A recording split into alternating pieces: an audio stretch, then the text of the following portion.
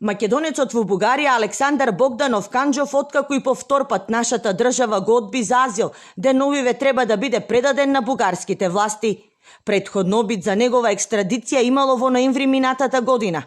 Неговиот адвокат Трајче Торов тврди дека тој е институционално киднапиран, па поради тоа државата ја тужат пред судот во Страсбур.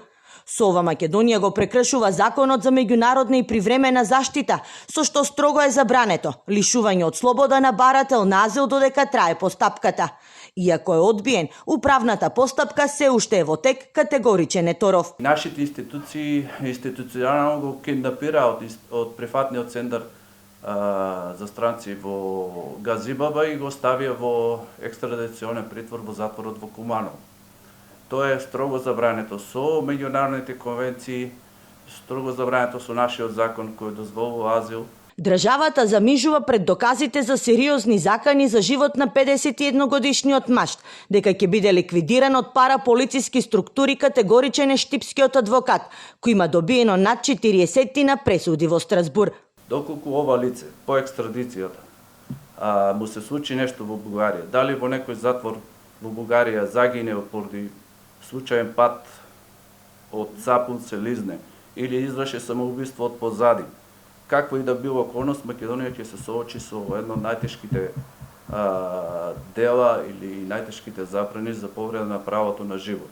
Поради наводни финансиски малверзации во 2013-та бугарскиот суд Канџов го осудува 4 години затвор, а му определува и условна казна. Единствено разумно решение е да се екстрадира борецот за човекови права и покри застареноста на извршувањето на дел од казните е додворување на Македонија кон Бугарија, образложува Торов. Во нивните одлуки нема никакви образложенија, тоа се води на сила, на брзина, нестручно, се со цел да се угоди на